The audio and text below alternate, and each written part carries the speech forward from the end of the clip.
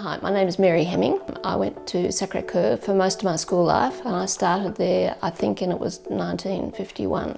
When I got to Sacre-Cœur, it was much smaller. I think the whole school was only maybe a couple of hundred girls then. And the junior school, you know, there would have only been about 20 or so per class, something like that. It was very nice, and everyone was very nice. But it was also the fact that they actually were interested in you as a person. And the other thing too is to really sort of instill into you that we were very lucky to have had that education, and that people had a responsibility to look after people who hadn't had the same opportunities that you had, and which I think is what's driven me a lot in my career, to sort of stop and think about people who haven't had the same opportunities, and I feel very fortunate. And a lot of that goes right back to my early sort of exposure to the nuns, and it was a good education. I liked sciences when I was at school, and I knew some people who'd done pharmacy, and I thought, well, that'd be quite good. So I worked at St Vincent's Hospital first, and then I travelled. I worked in hospitals in the UK, came back to St Vincent's, and then I went to the Royal Melbourne.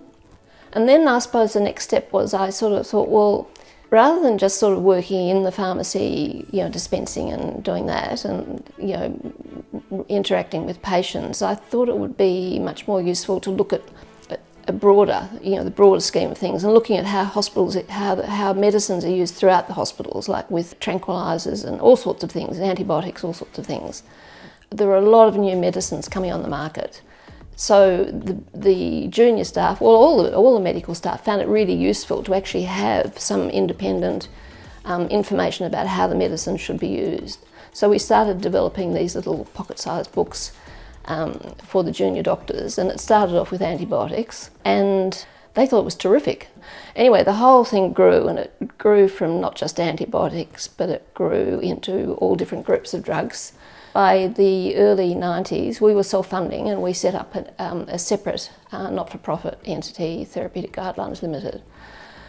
And so I was asked if I'd be the CEO of that, and I said, yeah, I'll do that. I've been running it.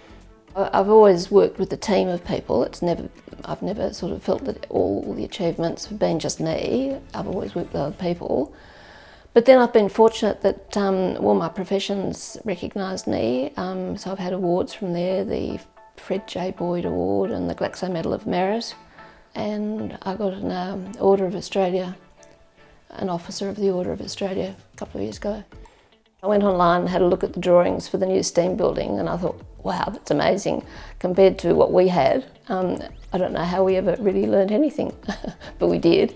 We had one very small room, and it was very dark. I remember that. It was all wood, and we had not much equipment, of course, and I think it was pretty archaic, and there were only 4 of us doing it. So